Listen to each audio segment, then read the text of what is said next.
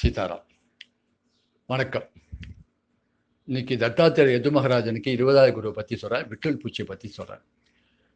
இந்த விட்டுல் பூச்சி என்ன பண்ணுன்னா, ஏதாவது ஒரு அக்னி பார்த்தாலோ, ஒரு ஜோதியை பார்த்தாலோ, ஒரு தீயை பார்த்தா போய் தொடணும்னு எனக்கு ஆசை வரும். அந்த பளபளப்பை பார்த்தோன்னே அது போய் தொட போகும். தொடும் போகும்போது அதோட ஒரு சிறகு பொசுங்கிடும். 2 பக்கம் 2 சிறகு இருக்கும். சரி, அதோட விடக்கூடாது. அது திருப்பி இன்னொருத்தர ட்ரை பண்ணும்.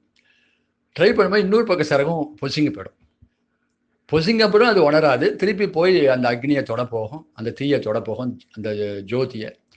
கடைசியில் அதில் விழுந்தே செத்து போயிடும். உலகத்தில் உள்ள பளபளப்பில் ஆசைப்பட்டு அது தன் உயிரை இழந்துடுது. அதுபோல உலகத்தில் பல பேர் இருக்கா. அதில் ராவணன் ஏற்கனவே வேதவதியும் ஒரு ஸ்திரீனால சபிக்கப்பட்டவன். அவன் பகவான் நோக்கி தபஸ் பண்ணி பகவான் அடைய ஆசைப்பட்டா. அவன் மேலே இவன் ஆசைப்பட்டான். அப்போ எந்த பொண்ணையும் நீ பலாத்காரமாக அடையணும்னு நினச்சா நீ அழிஞ்சு போவேன்னு ஒரு விஷயம் சொல்லியிருந்தார். அதுபோல கம்சனும் அப்படிதான். என்ன பண்ணனா, அது தெரிஞ்சு அவன் பின்னாடி பிராட்டி சீத்தை மேல ஆசைப்பட்டு அதில் ராமரோட யுத்தம் பண்ணி அழிஞ்சு போனான் கதை. அதே போல இன்னொன்று என்ன கேட்டால் கம்சனை சொல்லலாம். அது மாதிரி அதே மாதிரி கம்சன் என்ன பண்ணான், கோகுலத்துக்கு அமிச்சான். 8வது குழந்தையா பிறந்தான் கண்ணன். 8வது குழந்தையால மரணம் தெரிஞ்சும் கூட ராவ கண்ணன் தரிகிமான் கோகுல் நயான்னு சொல்லி கோகுலத்துக்கு அமிச்சுட்டான். போயிட்டான் கண்ணன். அந்த குழந்தை எங்கேயோ ஒளிஞ்சு வளருன்னு சொல்லி அது தேடுறதுக்காக ஒரு அசுரலா அனுப்புறான். பூதனை, திருநாவர்த்தன், சகடாசுரன் எல்லாரையும் அனுப்புறான். ஒருத்தரும் போனா ஒருத்தரும் திரும்பி வரல. அது தெரிஞ்சே பின்னாடி என்ன பண்ணான், அக்குரர் அனுப்பிச்சு அவனை கோகுலத்திலேருந்து ஆட்சின்னு மதுரையில ஆட்சிக்கு கடைசியில் மதுரை கண்ணன் கிருஷ்ணன் கையாலே வதம் பண்ணி அவன் செத்து போறான்.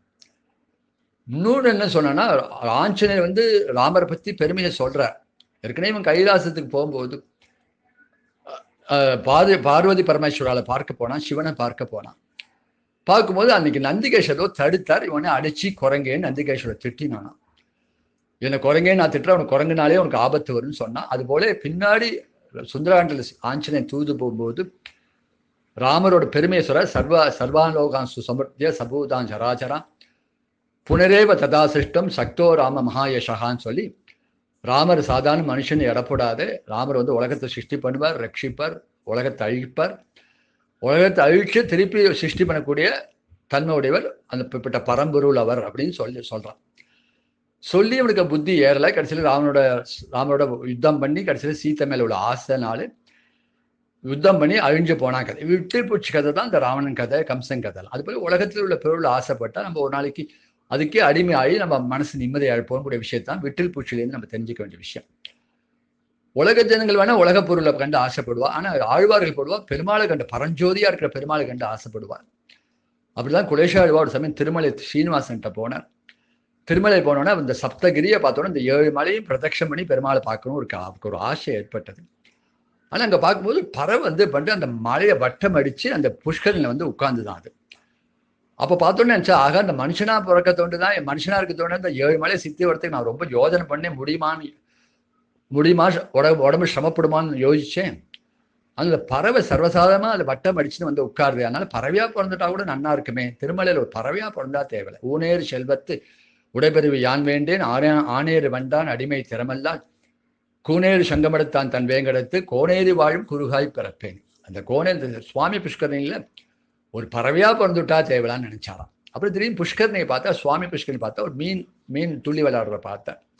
இந்த மீன் என்ன பண்றது, இந்த ஜலத்தோட அழுக்க சாப்பிட்டு ஜலத்தை சுத்தி பண்றதா.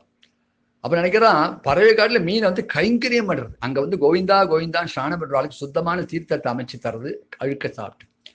அப்ப மீனாய் பிறக்கும் விதை உடையாவனேன்னு ஆசைப்பட்டார். அப்புறம் நினைச்சார், ஒரு கால் நான் பறவையாவோ மீனா பிறந்தா உள்ள போய் பெருமாள் ஸ்ரீனிவாசனை கோவிந்தனை பார்க்க முடியாது, வெங்கடேசனை.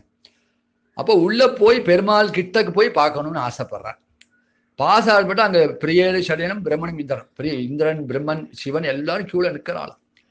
இவாளெல்லாம் மீறி எப்படி பெருமாள் கிட்டக்கு போகணும்னு கேட்டா, எனக்கு கேட்டா நான் ஒரு கைங்கரிய பறனா உள்ள போகணும். உடனே பெருமாள் ஸ்ரீனிவாசன் கேட்கறான், நீ வேணா இதா வந்துருயா, அர்ச்சகரா வரையா என்னோட. அர்ச்சகரா வந்தா அதுக்குள்ள தகுதி இல்லை. நான் பெரிய ராஜா சக்கரவர்த்தி, நான் ஒரு சத்திரியன். அதனால அர்ச்சகரா வரத்துக்கு எனக்கு தகுதி இல்லை. இந்த அர்ச்சகா உனக்கு அமுது படைப்பா, நிவேதனம் பண்ணுவா. அப்ப நீ இந்த அமுத கண்ட்ரோல் பண்ணி கடைசியில நீ உங்களுக்கு தாம்பூலம் காட்டுவா. அந்த தாம்பூலத்தை சாப்பிட்டு ரசத்தை உமிழும்போது ஒருத்தர் பொன்வெட்டிலேருந்து ஒருத்தர் நிற்பானான். அதுபோல பொன்வெற்றில் ஏந்த ஒருத்தனா ஒரு ஆளா நான் இருந்தா போறேன். பொன்வெற்றில் ஏந்தும் பொன்வெற்றில் பிடித்துடனே புகுபுரு ஆவேனே. பொன்வெற்றில் பிடிச்சின்னு சனில புகுந்து அந்த கைங்கரியம் படிச்சா ஒன்னையும் பார்க்கலாம், கைங்கரியம் பண்ணலாம்.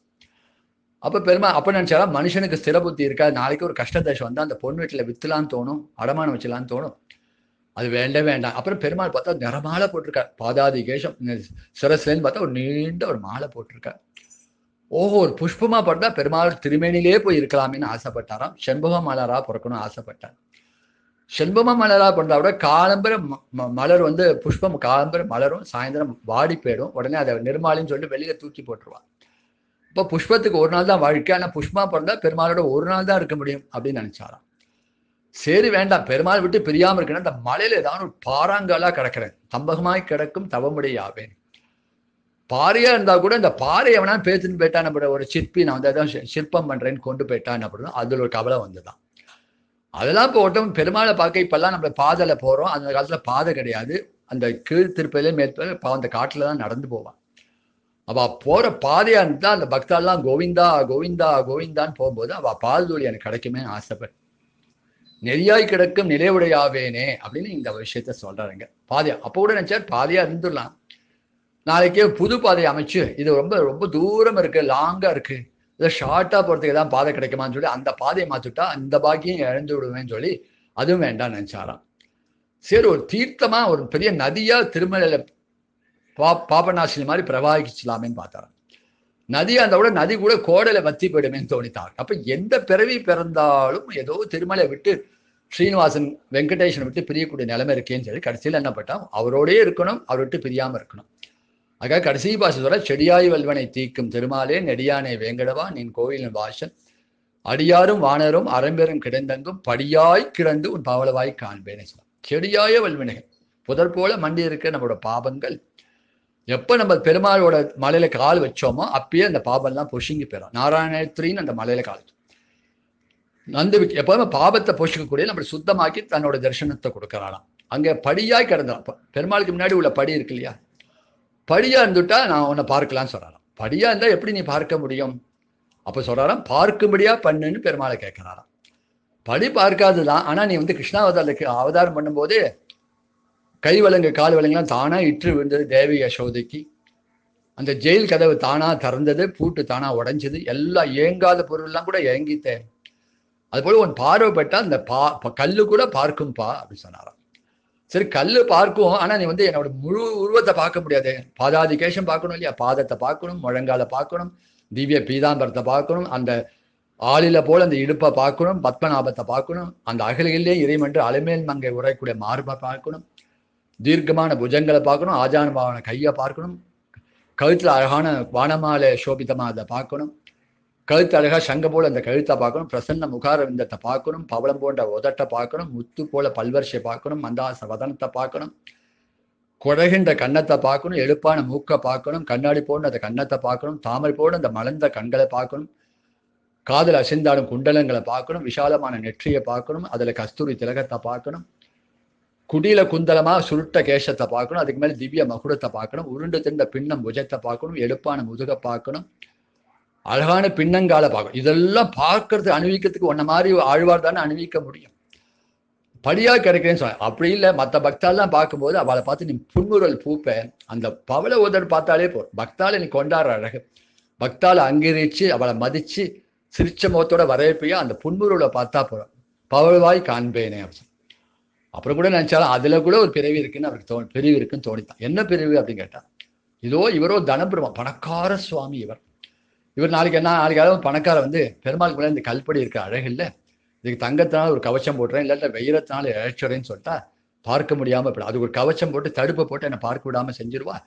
அதனால பார்த்தா என் முயற்சினால உங்கள்கிட்ட நான் இருக்க முடியாது, உன் கிருபையால உன் இஷ்டத்தினால நான் இருக்கணும், அதுதான் சரணாகதி. எது வேணும் அது வேணும் பெருமாள்கிட்ட ஏன் நான் கேட்கிறேன், பெருமாள்கிட்ட பார்த்து பெருமாள் இஷ்டத்துல நான் இருக்கணும், பெருமாள் எப்படி என்னை வைக்கிறாளோ அது போலதான் இருக்கணும்னு சொல்லி தன் சரணாதி சொரூபத்தை உணர்ந்து கடைசியில் சொல்றேன், உம்பர் உலகாண்டு ஒரு குடைக்கு அம்பர் கலையாளர்கள் பெற்றாலும் ஆதரியன் செம் பவளவாயன் திருவேங்கடமன் எம்பெருமான் பொன்மேலு மேல் ஏதேனும் ஆவேன்.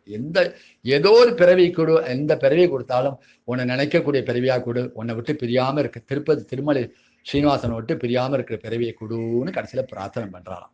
இப்போ ஆழ்வாருக்கெல்லாம் இந்த உலகத்துக்கு பல ஆசை இல்லாமல் பரஞ்சோதியாக இருக்க பலபலன்னு இருக்கக்கூடிய திருப்பி ஸ்ரீனிவாசோட திருமையின் அழகில் ஆசைப்பட்டு அந்த திவ்ய அப்ராகிருத மங்கள திவ்ய மேலே விற்கிறதுல ஆசைப்பட்டு அதில் போய் திருப்பி போய் வரார் இல்லையா. எப்படி விட்டில் பேச்சு அக்னியில் விழுந்து தனக்கு அதை அழிச்சுக்கிறதோ அது மாதிரி ஆழ்வார்கள்லாம் பெருமாள் ரூபத்திலையும் அவனோட குணங்களையும் அதில் அணுவிச்சு அவனோடய போய் கலக்கிற அழகை பார்க்குறோங்க. அப்படி இந்த குலேஷால அனுபவத்தை அணுவிக்கூடிய பாக்கியம் கிடைச்சது. இது யது மகாராஜனுக்கு தத்தாத்தியர் சொன்ன விஷயம் 20வது வருது. இதை சந்தோஷமா நம்ம அனுபவிச்சோம். ஆழ்வார் அனுபவத்தோட பரம சந்தோஷம். ஸ்ரீ ராமார்ப்பணம்.